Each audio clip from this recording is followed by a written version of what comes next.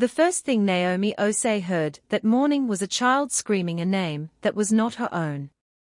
She was 3 sectors away when it happened, sealing a supply crate in the relief depot, and the sound did not come through the air. It came through her wrist comm, patched in from a general distress channel that most people on Halyard Reach had learned to mute months ago. Naomi had never muted it. That was the whole difference between her and almost everyone else on this station, and she did not think about it as a virtue. It was just how she was built. She dropped the crate lid and ran. Halyard Reach was a way station built inside the hollowed shell of an old mining platform, strung together over 40 years by 3 different species who had each added their own wing, their own corridors, their own logic to the place, until the whole structure looked less like a station and more like a city grown out of a shipwreck. Its oldest sections still bore the low ceilings and narrow service tunnels of a working mine, dark metal scarred by decades of ore dust that no amount of cleaning had ever fully lifted. Its newer sections, added by the charter after the resettlement crisis began, were brighter, cleaner, and built to a uniform standard that made them feel, to anyone who had lived there long enough, faintly impersonal, like a hotel built for guests who were never meant to stay. It orbited a dying star called Vantis, a red giant that had stopped behaving the way red giants were supposed to behave about 6 years back, venting radiation in slow uneven pulses that nobody could fully predict. That was why the station existed at all. Species from a dozen collapsing systems nearby had been funneled here by the Charter, the governing body that ran most of civilized space in this stretch of the galaxy, while permanent resettlement got sorted out. Nobody expected to stay long. Most people had been here 3 years. Naomi had been here too. Naomi had grown up on a coastal settlement back on Earth, in a town that flooded twice a year, with a regularity nobody had ever managed to engineer away. She did not think about that town often anymore. But she thought about it now, running, because the 2 things had always felt connected to her, the flooding and the running, the way a place teaches you that help does not always arrive wearing a uniform. Her mother had kept a list too, once, written on paper and taped inside a kitchen cabinet, names of neighbors who owned a working boat, who had a generator, who could carry an old man down 2 flights of stairs without dropping him. Naomi had watched that list save lives more than once before she turned 10. She had never really stopped keeping one since. She reached the breach site in under 4 minutes, which was fast for someone running through crowded corridors, and found what she expected to find. A minor hull fracture in a residential module, nothing that threatened the whole station, but enough to trigger an automatic pressure seal between 2 connected sections. On one side of that seal was a woman named Ale Dorset, an Arun refugee with pale feathered arms and wide black eyes, clutching the doorframe and shouting. On the other side of the seal, sealed away from her mother by 11 centimeters of alloy, was a 6-year-old girl. The official response protocol for a pressure seal event was clear, and Naomi knew from memory, completely useless in this exact moment. Report the breach. Wait for a certified maintenance team. Wait for that team's supervisor to authorize a manual override, since automatic overrides required 2 separate verification codes that no ordinary station resident carried. Total estimated time from report to resolution, 41 minutes, according to the Charter's own published standard. The little girl had maybe 6 minutes of breathable air on her side of the seal, according to the readout blinking red above the door. Naomi did not report the breach first. She pulled up her personal comm and sent one message to 4 different people at once, none of whom had any official authority to do anything about a pressure seal. Des, are you near Maintenance Bay 9? Priya, do you still have your uncle's override key from the water reclamation job? Thomas, bring the portable air scrubber from Depot 2. Elo, get Ale away from the door before she hurts herself banging on it.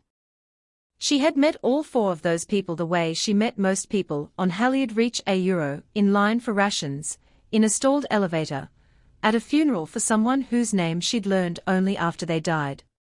She did not have their official titles memorized. She had never needed to. What she had was their com codes, saved under first names, in a list that had grown, without her ever deciding to build it, to several hundred entries long. Des arrived at the maintenance bay 90 seconds later. Priya's override key, an old analog thing scavenged from a decommissioned reclamation unit, was not supposed to work on a residential pressure seal. It worked anyway, because the seal's underlying hardware was 15 years old and had been installed by the same contractor who built the reclamation units. A fact that existed nowhere in any official charter document, but existed very clearly in Des's memory, because Des had helped install both. 6 minutes and 40 seconds after Naomi first heard the scream, the seal opened. The little girl walked through it coughing, into her mother's arms, completely unharmed. The maintenance team arrived 19 minutes later, filed a full incident report, and formally reopened the seal, which had already been open for 12 minutes by then. Nobody thanked Naomi. Nobody was supposed to know she had done anything. As far as the official record was concerned, the seal had simply been resolved through standard channels, slightly ahead of the standard 41-minute estimate, for reasons the report did not examine closely. Ale Dorset found her anyway, 20 minutes later, standing in the depot doorway with her daughter's hand still gripped tightly in hers, as if letting go too soon might undo what had just happened. She did not say much. The Arun were not a species given to long speeches in moments like this. She simply pressed her forehead briefly against Naomi's shoulder, a gesture Naomi had learned meant something closer to a vow than a thank you, and then left without another word, because there was nothing else that needed saying. Naomi walked back to the depot, picked the crate lid back up, and kept working, because there were 40 more crates to seal before the ration cycle ended, and nobody else was going to do it. She did not think of what she had just done as remarkable. She thought of it the way she thought about breathing. Somewhere on Vantas's long slow burn toward collapse, this station had filled up with strangers who did not trust the systems meant to protect them, and somebody had to build the thing underneath those systems that actually worked. It had simply turned out to be her. She had learned, over 2 years, not to expect gratitude for this kind of work, and mostly she had made her peace with that. The people she helped were rarely in a position to make grand gestures afterward. They were too busy putting their lives back into whatever shape they could manage before the next small emergency arrived to disrupt it again. What she had instead of gratitude was something quieter, and she had come to believe, more durable, the simple fact that the next time something went wrong, those same people would answer their comms the moment her name appeared on the screen, without hesitation, without needing to be convinced. What she did not know yet, standing there sealing crates with her hands still faintly shaking, was that Vantas's collapse timeline had just been revised. A report had gone out 2 hours earlier, restricted to charter administration only, stating that the star's core instability had accelerated by nearly 40% over charter projections. Halyard Reach did not have 3 more years. It had, at most, 1. The Charter Administration Hall sat at the center of Halyard Reach, in the original mining platform's command core, and everything about it had been built to communicate order. The walls were a pale, unornamented grey. The corridors ran in straight lines. Every door was labelled in 3 languages with a precision that bordered on ceremony. Administrator Val Corrin worked at the top of that hall, in an office that overlooked the station's central concourse through a long curved window. Corrin was Kether, a species with skin like pale, facete stone that caught the light in slow shifting planes, and a temperament that matched the material. The Kether had built much of the Charter's administrative backbone across 100 systems, and they had done it, by most measures, extremely well. Their stations ran on time. Their protocols closed loopholes before anyone thought to exploit them. Their emergency response times, on paper, were the best in the sector. Corrin believed in that record the way some people believe in gravity. Not as an opinion, but as a fact of the universe that happened to also be true. Most mornings, before the concourse below filled with the day's ordinary traffic, Corrin stood at that curved window and watched the station wake. It was a habit few of the other administrators shared, this quiet study of the crowd below, but Corin found it useful. A well-run station, in Corin's experience, looked orderly even from a great height. People moved in predictable lines, toward work, toward the ration depots, toward the docking bays. Halyard Reach, watched from this window, had always looked exactly the way a well-run station should. Corin took a certain private satisfaction in that, the way an architect might take satisfaction in a building that had not yet been tested by weather. That morning, Corin was reviewing the revised Vantis projection, when an aide brought in the pressure seal incident report from the residential wing. Corin read it twice. 6 minutes and 40 seconds, Corin said. The estimate was 41. Yes, Administrator. That is not possible through standard channels. The aide, a younger Kether named Ossa, hesitated in the particular way that meant they knew something they were not sure they should say. There have been other incidents like this. Small ones. Resolved faster than protocol should allow. We have not been able to trace the mechanism. Corin set the report down. Find the mechanism. It took Ossa 3 days to find Naomi Osei's name, and when they did, it came attached to something that made Corin's facete brow lower into an expression the Kether used for genuine puzzlement. Naomi held no official rank. She was listed in the charter database as a relief logistics coordinator, Tier 3, a mid-level civilian position with no emergency authority whatsoever.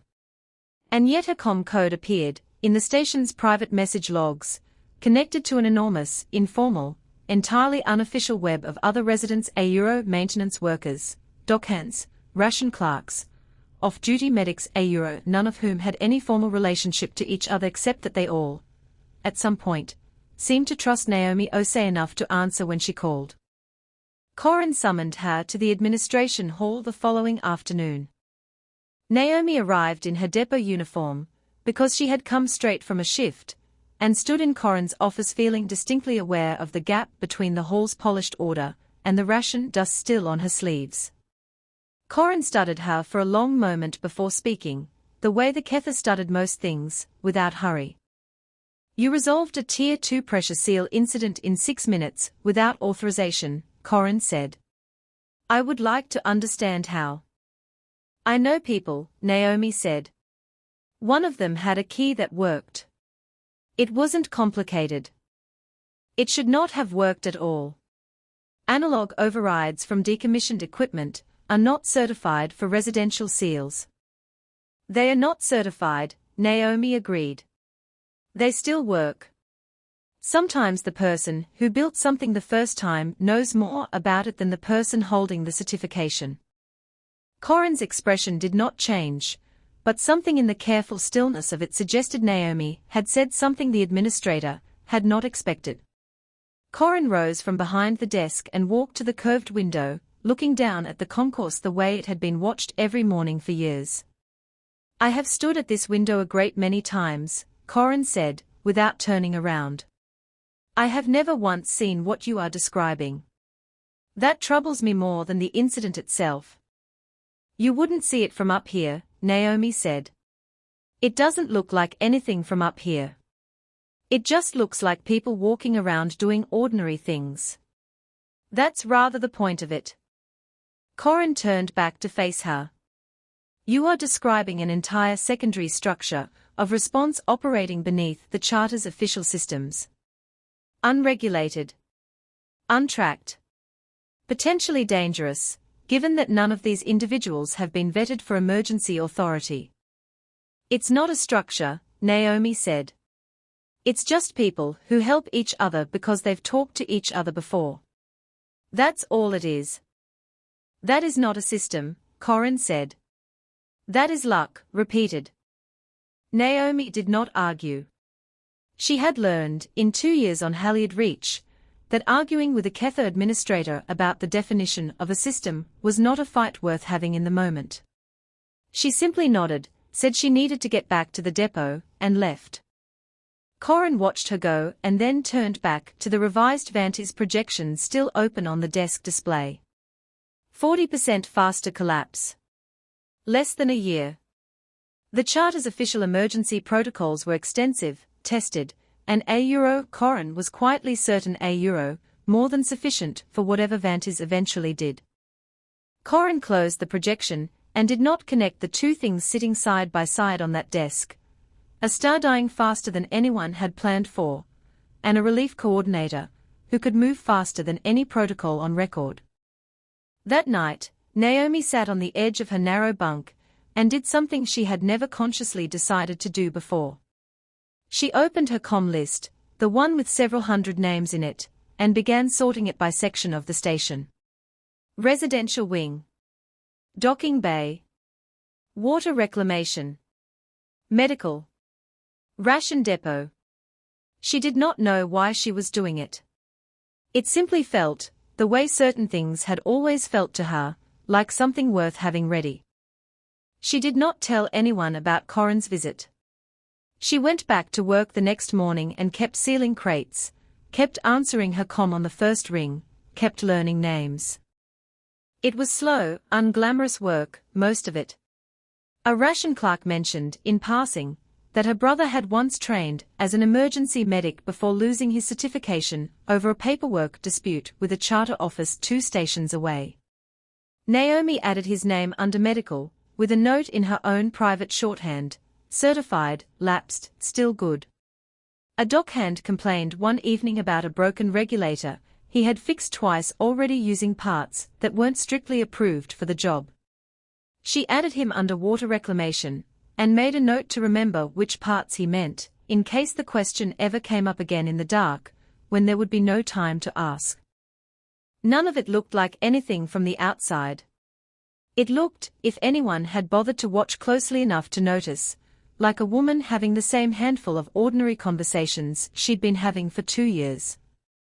Nobody watched that closely. That, Naomi had come to understand, was rather the reason it worked at all. The list grew. 3 weeks later, a fuel line ruptured in Docking Bay 6, and it was Priya who called Naomi first, not the other way around. That detail mattered more than it seemed to. Naomi had spent 2 years being the one who reached out, the one who noticed a scream on a channel nobody else monitored, the one who sent the first message. This time the message came to her, from a woman with an analog override key and steady hands, who had learned somewhere along the way that Naomi's list was the fastest way to get 8 different specialists moving in the same direction, without anyone waiting for a supervisor's approval. The rupture was small, but fuel lines did not care about small. Priya reached the bay first, found the leak hissing pale vapor into the recycled air, and did the one thing protocol would have forbidden her from doing without 3 separate sign-offs. She shut the secondary valve herself, using a wrench she was not certified to carry, because she had spent 4 years installing valves exactly like it before the charter ever gave her a station assignment. By the time the second responder arrived, a dockhand named Reth, who had gotten Naomi's message while still half asleep in his bunk, the worst of the leak was already contained, and the 2 of them worked in near silence, trading tools without needing to ask for them, the way people do when they have already learned, somewhere along the way, exactly how the other one thinks. It was contained within 11 minutes, by a chain of 5 people, who had never worked together before that morning and would probably never work together again, coordinated entirely through Naomi's comm list and a shared understanding that when she asked for something, it mattered. Ossa filed the incident report. Corin read it that evening, alone in the office, and this time did something different. Instead of summoning Naomi, Corin pulled the full history of every anomalously fast resolution on Halyard Reach over the past 8 months.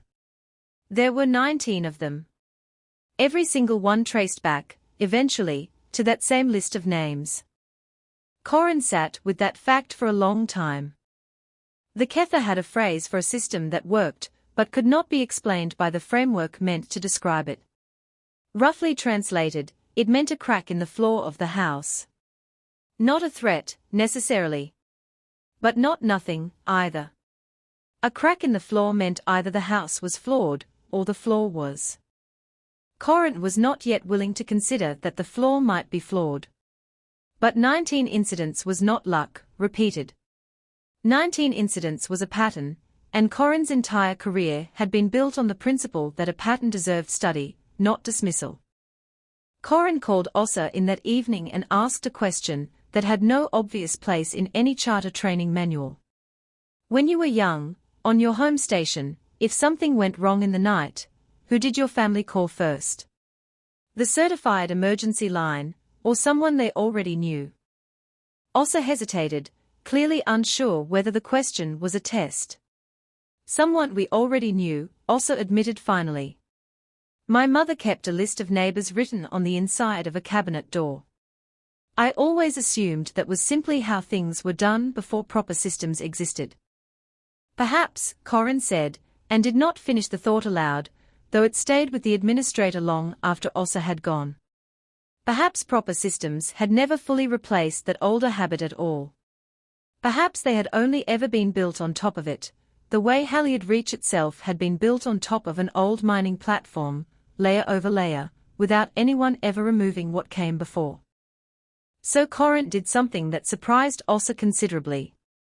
Instead of shutting the network down, Corin proposed a pilot program. Naomi was called back to the administration hall a second time, and this time Corin met her standing, which for a Ketha was a small gesture of respect Naomi did not fully register in the moment. I am prepared to authorize a limited trial, Corin said. Your network €, I understand you do not think of it as a network, but I will use the term, since no better one exists €, will be granted conditional emergency authority within 3 sectors of the residential wing.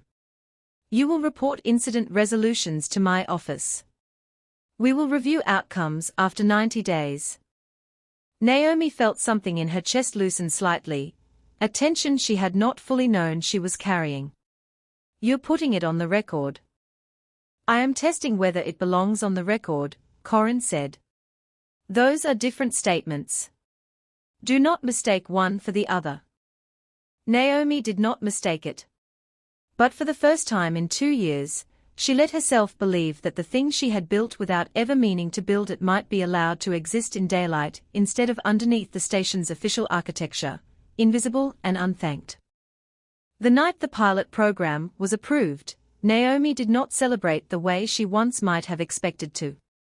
She went to the depot's back room, where Kip was waiting with his usual stack of half-finished schoolwork, and told him the news in the same plain voice she used for everything else.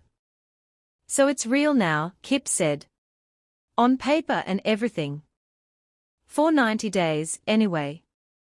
He considered that with the particular seriousness of a child who had learned not to trust good news too quickly. What happens after 90 days if it doesn't work? Then I go back to sealing crates and answering my comm the same way I always have, Naomi said. Nothing about the 90 days changes what I actually do. It just changes whether the charter's willing to admit it's happening. Kip nodded slowly and then, unprompted, pulled his own data slate closer and began, a little clumsily, copying 2 names from Naomi's list onto a blank page of his own €, a maintenance worker, who lived 2 doors down from him, and an older Arun woman who ran the small garden plot near the water reclamation wing.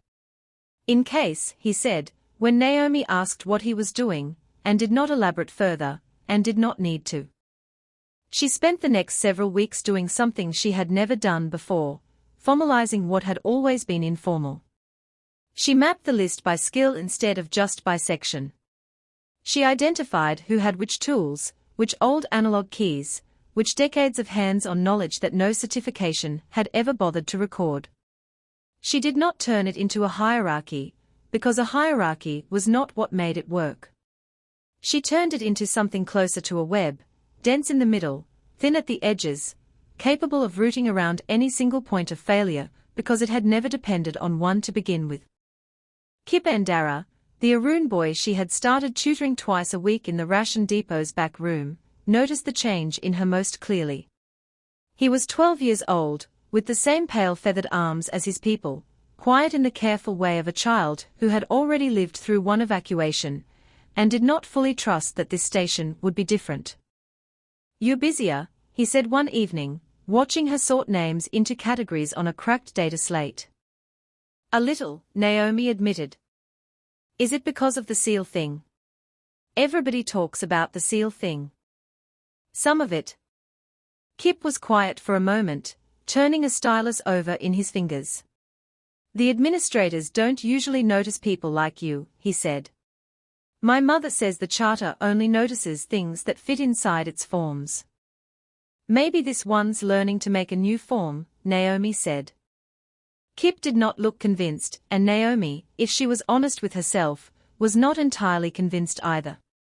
He watched her work for a while longer that evening, close enough to see the way she frowned at a name she'd written twice under two different sections, and finally asked the question he had clearly been holding onto for days. Why do you do it? Nobody makes you. Naomi thought about that longer than she expected to. Because somebody has to be the one who answers first, she said finally.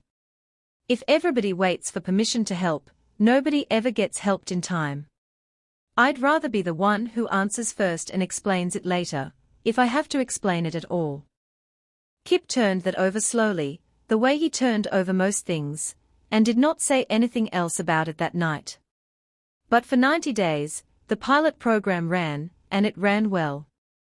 Response times in the 3 authorized sectors dropped by more than half. Not a single incident went wrong. Corin reviewed each report personally, and though the administrator's outward manner remained as measured as ever, Naomi began to notice small changes. A chair offered before she had to ask.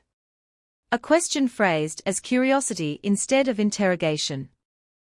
On the 89th day, Naomi allowed herself, for the first time, to imagine that Halyard Reach might actually change because of what she'd built. On the 90th day, everything went wrong at once, and it had nothing to do with her network at all. The review meeting was scheduled for the morning of day 90, in the administration hall, with Corin and 3 other senior Kether officials seated across a long table from Naomi. She had prepared a full account of the pilot's outcomes, printed on actual paper, because she had learned the Kether found something reassuring about physical documents, and she had rehearsed her opening line 3 times on the walk over. She never got to say it. Corin's own opening remarks made the room's temperature change before Naomi had even sat down. The pilot program demonstrated a measurable improvement in incident response across all 3 authorized sectors, Corin said, reading from a prepared statement in a voice that had gone flatter and more formal than Naomi had heard it in weeks. However, the Charter's Central Oversight Committee has reviewed the underlying structure of the network and determined that it presents an unacceptable liability. Authority delegated outside certified emergency personnel, however well-intentioned, exposes the Charter to risk it is not prepared to accept. Effective today, the pilot program is suspended. Coordinator Osei's network is to cease operating under any Charter-recognized authority. Existing emergency response protocols will resume full and exclusive jurisdiction across all sectors. Naomi sat very still, and the printed pages in her lap suddenly felt like a foolish thing to have brought. One of the other officials, an older Kether named Vesa whom Naomi had never spoken to directly, studied her with an expression that might have been sympathy, carefully buried under decades of practiced neutrality. It was not much, but it was the only thing in the room that felt remotely human, and Naomi held onto it a moment longer than she probably should have before she trusted her voice enough to speak. You said the response times were cut in half. I did, Corin said, and for a fraction of a second, something moved behind the administrator's composed expression that might have been regret, though Naomi could not be certain a Kether face could show regret at all. The committee's concern is not effectiveness. It is accountability. A network with no formal chain of command cannot be held responsible if something eventually goes wrong. The Charter's protocols can. The Charter's protocols took 41 minutes on a seal that would have killed a 6-year-old, Naomi said, and she heard her own voice rise slightly and made herself stop before it rose further. The Charter's protocols have never failed catastrophically on this station, Corin said. That record matters more to the committee than a series of favorable, but unofficial outcomes. Naomi looked around the table at the 3 other officials, who watched her with the polite, unmoving attention of people who had already made their decision before she walked in. She understood, sitting there, that this was not really a conversation. It was a formality being performed for her benefit, so that the record would show she had been heard. "So I go back to being invisible," she said quietly. "You go back to being a relief logistics coordinator, Tier 3, Corin said. "The role you were always officially assigned. I would ask you not to characterize this as a punishment. It is a return to established order."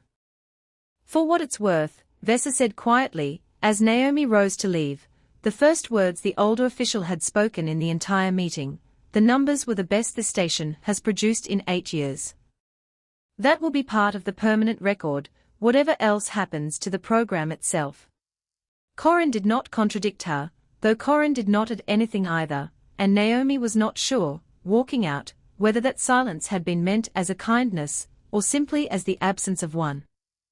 Naomi gathered her printed pages, unread by anyone but her, and left the administration hall without another word. Word of the committee's decision moved through the network faster than any official notice ever could have. By that evening, Des, Priya, Thomas, and Elo had all gathered, uninvited and unplanned, at the depot's back room, the same way people who share a difficult piece of news sometimes find themselves in the same place without quite deciding to. "They can't just erase what we've been doing," Thomas said, pacing in the small space with the restless energy of someone who wanted a fight and had nowhere to point it. 6 months of records. 19 incidents. They saw the numbers. "They didn't erase it," Naomi said. "They just took their name off it. That's not the same thing, even if it feels like it right now." Priya, quieter than the rest, turned her old analog override key over in her fingers, the same key that had opened a seal on the very first morning any of this began. "So what do we do?" "The same thing we did before there was a pilot program to shut down," Naomi said. "We answer when someone calls." Nobody argued with that. It was, in its own way, the simplest thing any of them had ever agreed on. She did not stop coordinating. She could not have, even if she had tried. The network was not a program she had built and could switch off. It was a living arrangement of people who trusted each other. And trust did not disappear because an administrator revoked a designation. But she stopped mapping it. She stopped formalizing it. She went back to answering calls one at a time, quietly, the way she always had, without a title and without the fragile hope of daylight she had allowed herself to feel for 90 days. Kip found her that evening sitting on an overturned crate outside the depot, not working, which was unusual enough that he noticed it immediately. "They shut it down," he said. It wasn't a question. News moved fast on Halyard Reach, faster than the charter liked to admit. "They shut down the paperwork," Naomi said. "The rest of it doesn't need paperwork to exist." Kip sat down on the crate beside her. "My mother says the charter builds houses with very strong walls and very small windows," he said. "She says that's why they didn't see you before, and it's why they can't really see you now, either. They see a shape.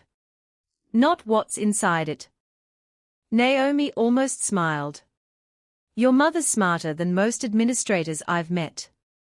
She's had more practice being underestimated," Kip said, with the particular bluntness only a 12-year-old could deliver without cruelty. "So have you, I think." Naomi did not answer that directly.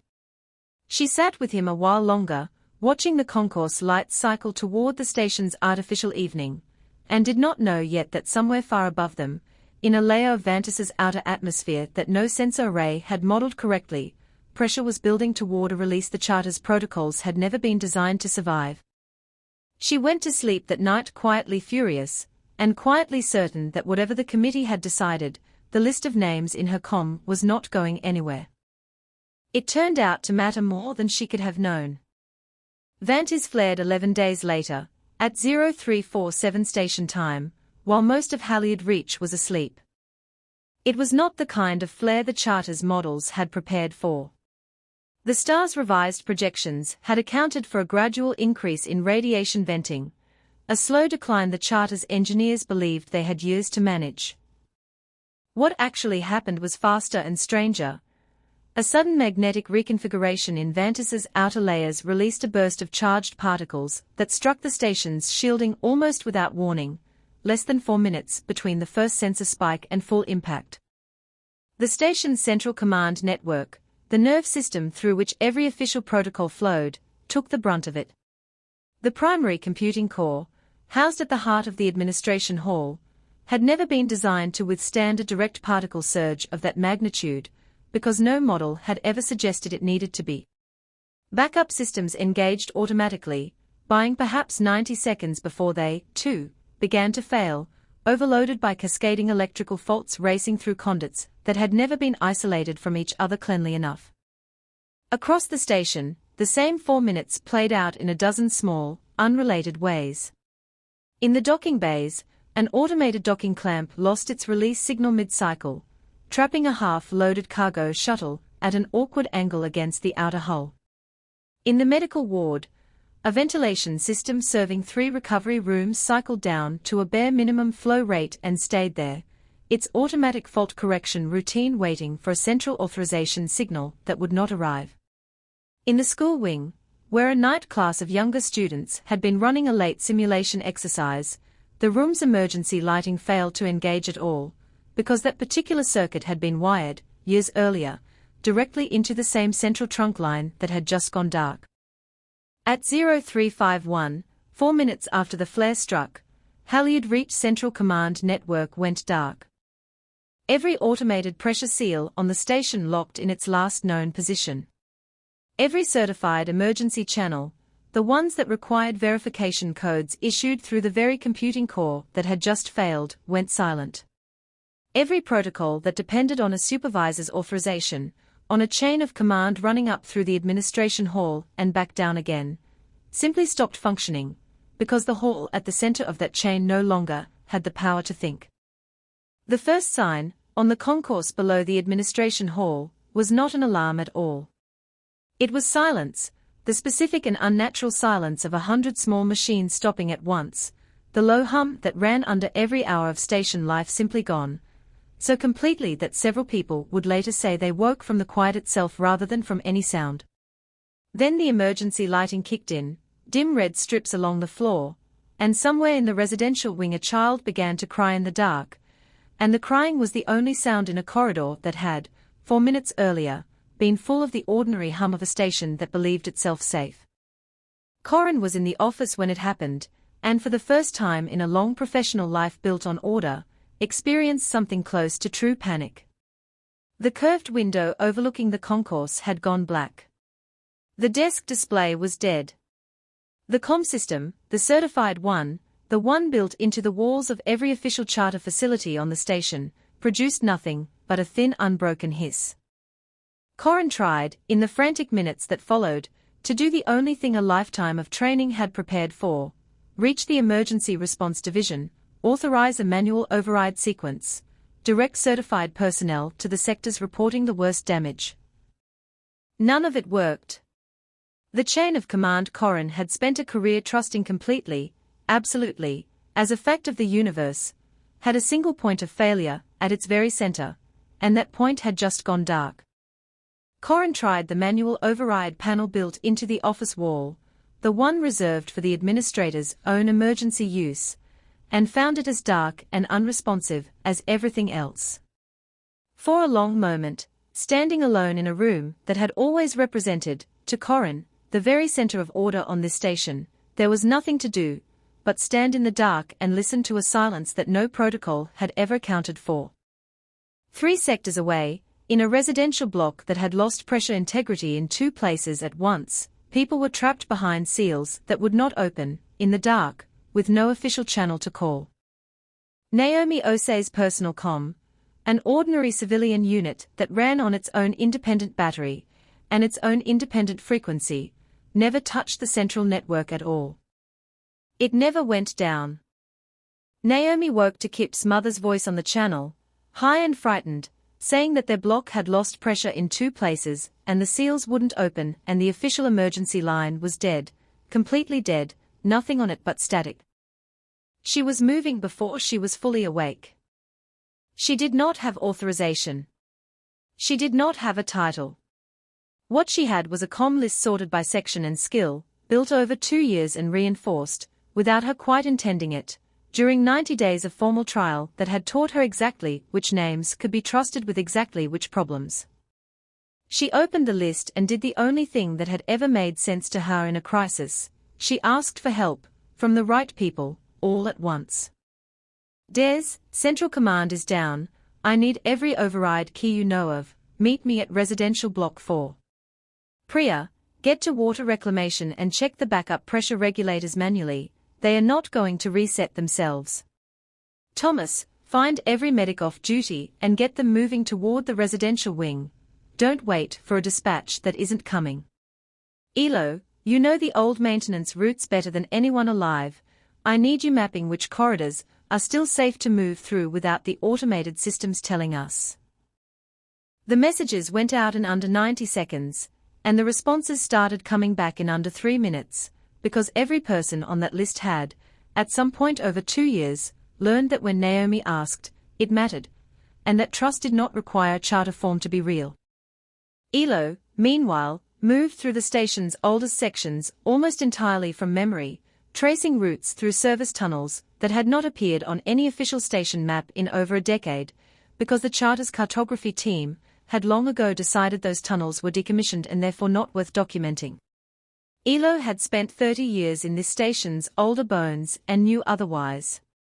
Twice that night, Elo guided small groups of frightened residents through those forgotten tunnels, bypassing corridors that had buckled under the flare's structural stress, using nothing but a hand lantern and a knowledge of the station that no certification had ever recorded and no central database had ever stored. What happened over the next 6 hours was not a single dramatic rescue.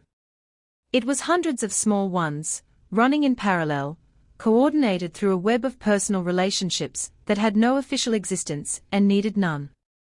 Des's analog override keys, gathered from 3 different decommissioned units over the years for no reason anyone could have justified on paper, opened seals that the dead central network could no longer touch. Priya's manual regulator work in water reclamation kept the station's independent backup systems from cascading into a second failure. Thomas's off-duty medics reached the residential wing 11 minutes after the flare, working from memory of the corridors rather than any dispatch order, because Elo's mapping, relayed person to person along a chain that had never needed a computer to function, told them exactly which routes were clear. Thomas's medics, moving on foot through corridors lit only by battery lanterns and the dim red emergency strips, reached a stairwell where an elderly BRAC engineer named Voss had collapsed from smoke inhalation after trying, alone and without authorization, to vent a small electrical fire before it spread to the block above him. He had succeeded, at some cost to himself, and by the time the medics found him he was barely conscious, but breathing. One of them recognized him immediately, not from any official record, but because Voss had spent years quietly fixing broken equipment for anyone who asked, off the books, in exchange for nothing more than gratitude. That recognition meant the medics knew exactly which of his old injuries to check first, knowledge that existed nowhere in his official charter medical file, because Voss had never trusted that file with the truth of his condition. He survived the night because 2 strangers happened to already know him. Naomi herself went to Residential Block 4, where Kip and his mother were trapped behind a seal that mirrored, with an exactness that made her chest go tight, the very first crisis she had ever solved on this station 2 years earlier. The corridor outside Block 4 was thick with drifting dust shaken loose by the flare's initial shockwave, lit only by the thin red glow of battery lanterns someone had already strung along the walls. Naomi worked by feel as much as by sight, her fingers finding the same manual release housing she remembered from a dozen smaller incidents, the metal cold and unfamiliar in the dark in a way it had never been under ordinary lighting. Somewhere behind the sealed door she could hear Kip's mother's voice, steady now, talking her son through slow measured breaths the way Naomi had once taught a dozen parents to do in exactly this kind of moment, back when it had only ever been a precaution and never yet a necessity. She worked the manual override herself this time, her hands steady in a way they had not been that first day, and the seal gave way in under 4 minutes. Kip stumbled through it into the corridor, coughing, and looked up at her with an expression that was somewhere between terror and disbelief. "You came," he said. "I always come," Naomi said, and meant it in a way that went beyond that single morning.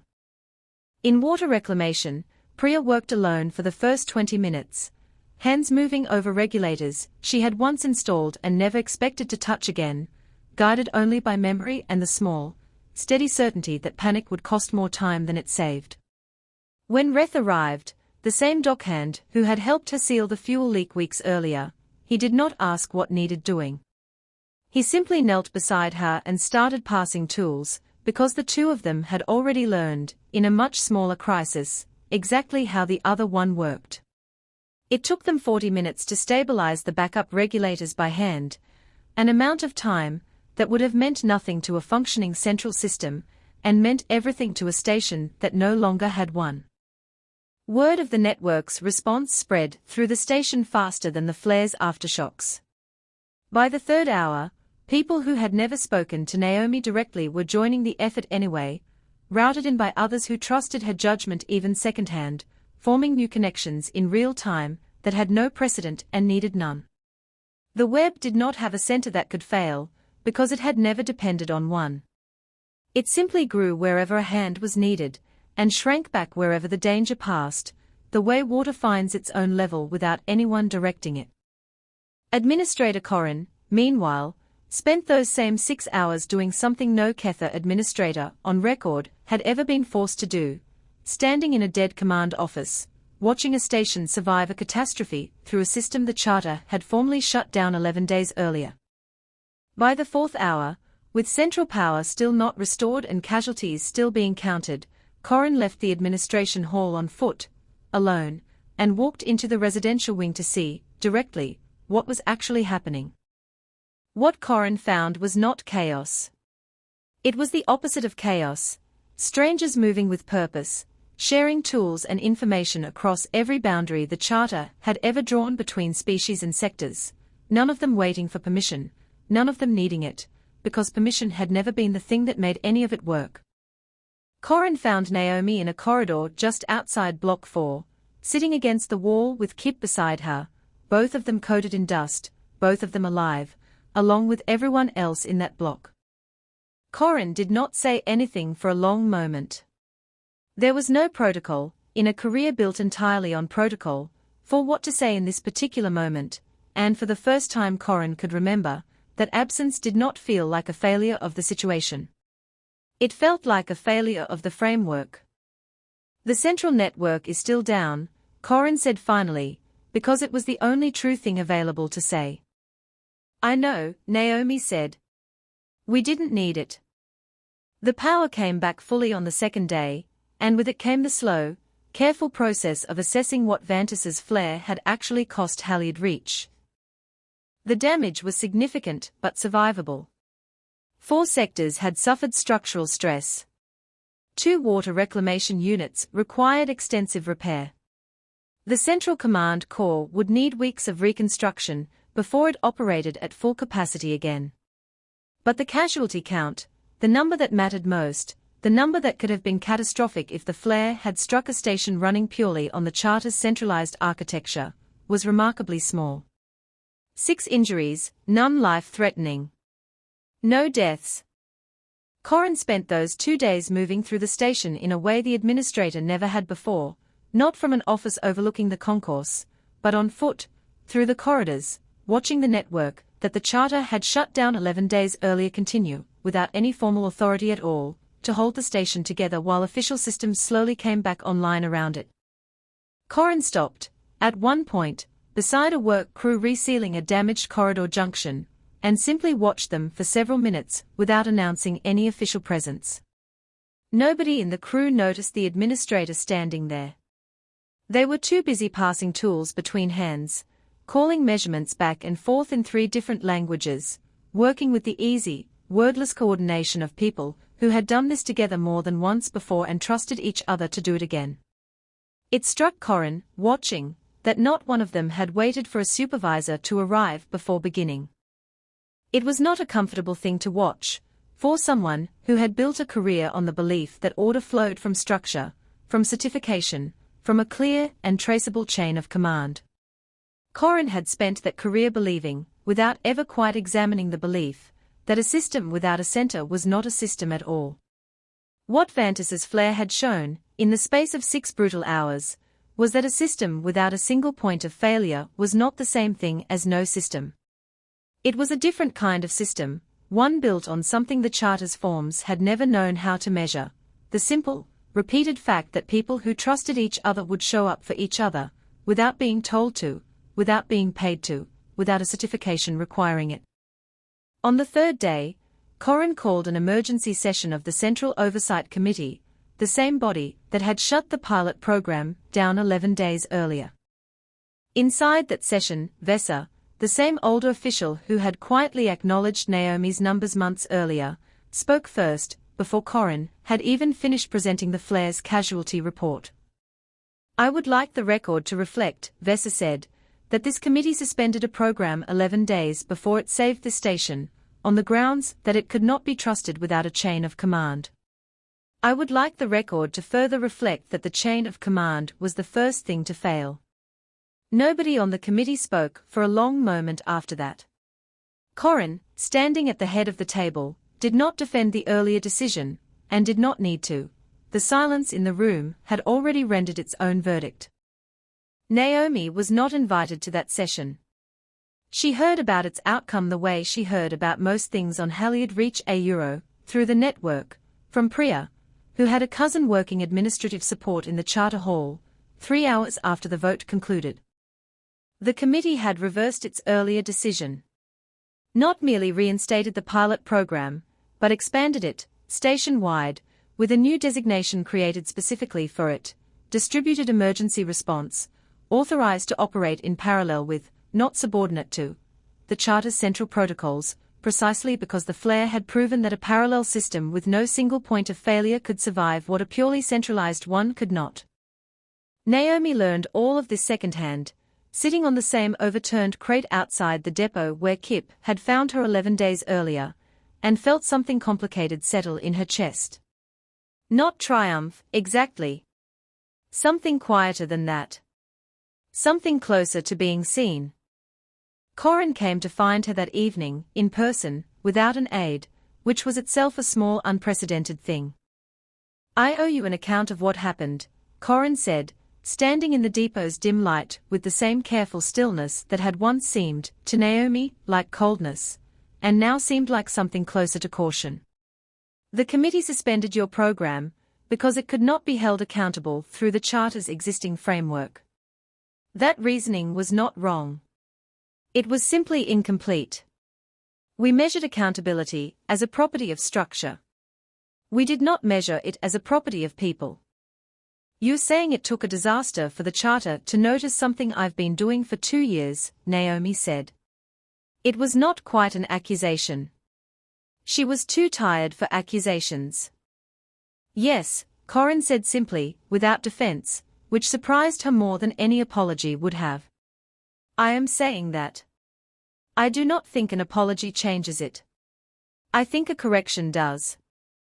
Naomi looked at the administrator for a long moment, thinking of storms nobody predicted and seals that would not open, and a comm list built one name at a time over 2 years by someone who had never once thought of herself as important enough to be studied by the government running her station. "What does the correction look like?" she asked. "You will retain full authority over the network's structure," Corin said. "The Charter will not attempt to formalize it into a hierarchy, because I have finally understood, watching it work, that formalizing it would be the surest way to kill it. We will instead build our systems to recognize it, to root around it, to fail gracefully into it when the central architecture cannot hold. It will not have your name on it forever. But it will have your shape." Naomi did not know quite what to say to that, so for a moment she said nothing at all, and Corin, perhaps for the first time in a long career built on precision, seemed to understand that silence, in this particular moment, was the correct response too. 6 months later, Halyard Reach ran differently than it had before Vantis's flare, though a visitor arriving fresh would not necessarily have noticed the difference at first glance. The corridors still ran in straight lines.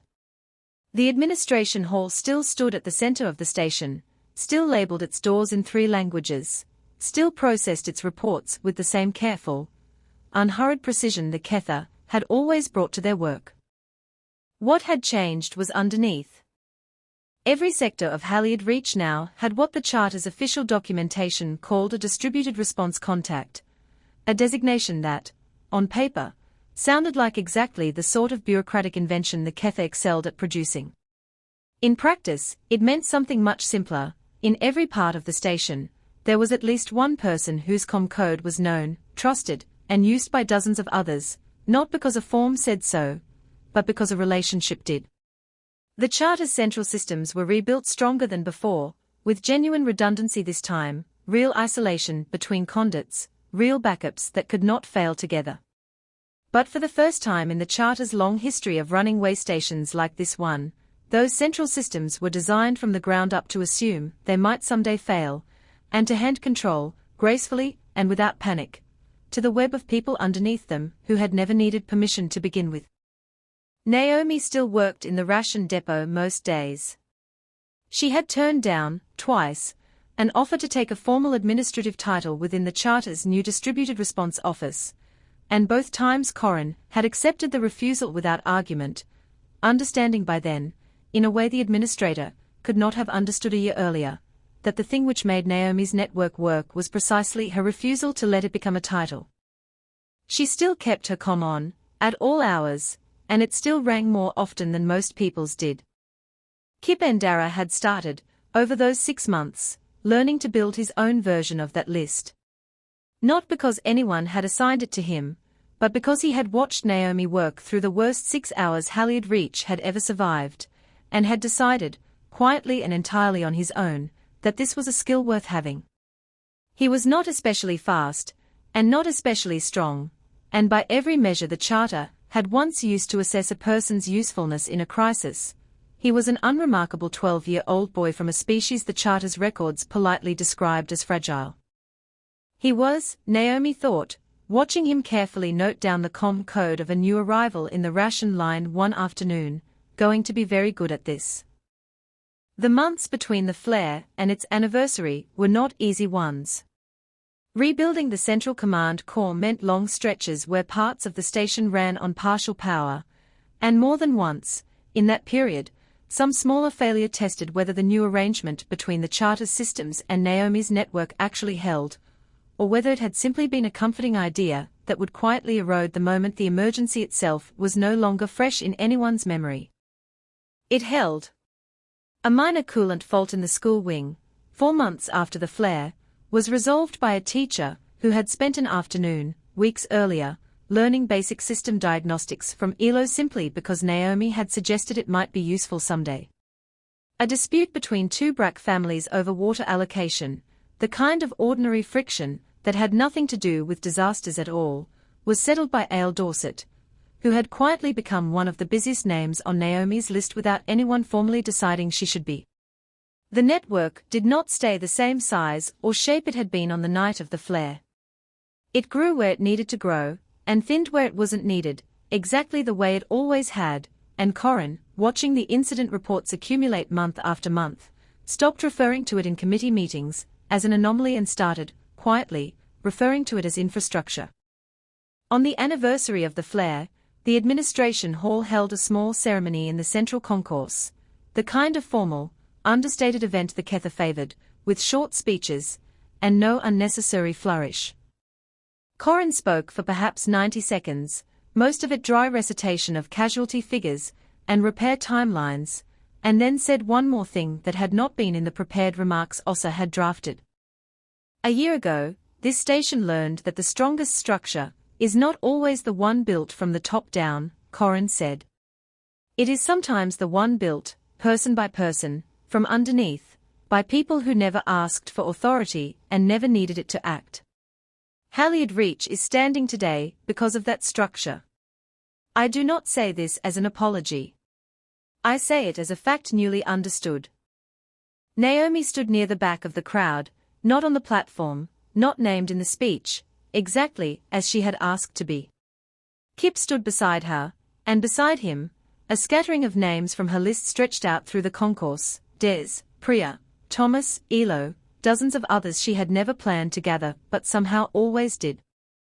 Ale Dorset found Naomi again in the crowd after the speeches ended, the same way she had found her once before, a year earlier, outside a ration depot with dust still on her feathers. She did not press her forehead to Naomi's shoulder this time. Instead she simply stood beside her for a while, watching Kip work his way through the dispersing crowd, greeting people by name, jotting something onto his battered slate every few minutes. He talks about you like you taught him something more than logistics, Ale said eventually. I don't think I taught him anything, Naomi said. I think he was already like this. I just gave him a reason to notice it. Ale considered that, watching her son. My people had a saying, before we came here, about young ones who learn to watch a room before they learn to speak in it. We used to say they were listening for the storm before anyone else knew one was coming. She glanced at Naomi. I think perhaps that saying was never really about storms at all. I think it was always about this. After the ceremony ended, Kip looked up at her. Do you think other stations will do this too? Build it the way we did? Naomi thought about that for a moment, watching the crowd disperse back into the ordinary rhythm of an afternoon on a station that had, against every projection, survived. I think, she said, every place that's ever needed people to trust each other has already built something like this, whether anyone in charge noticed it or not. Maybe it just took a station like ours, and a star like Vanty's, for someone to finally look underneath and see it. Kip considered that, the way he considered most things, slowly and completely, and then reached into his pocket and pulled out a battered data slate with a list of names on it, far shorter than Naomi's, but growing. Then I guess I should keep going, he said. You should, Naomi said, and meant it. Above them, unseen through the concourse's reinforced ceiling, Vanty's burned on, unpredictable and patient, exactly the kind of danger that had once seemed like the only thing that mattered on this station. It still mattered. It would likely always matter, for as long as Halyard Reach orbited a dying star with no fixed schedule for its own collapse. But for the first time since the station's founding, the people living beneath that light were not simply waiting to be saved by a system built somewhere far above them. They had already built the thing that would save them, one relationship at a time, long before anyone in an office with a curved window had thought to ask what they needed. That, Naomi understood now, had been the answer all along. Not a stronger wall. Not a faster protocol. Just people, choosing, over and over, to show up for each other before anyone told them to.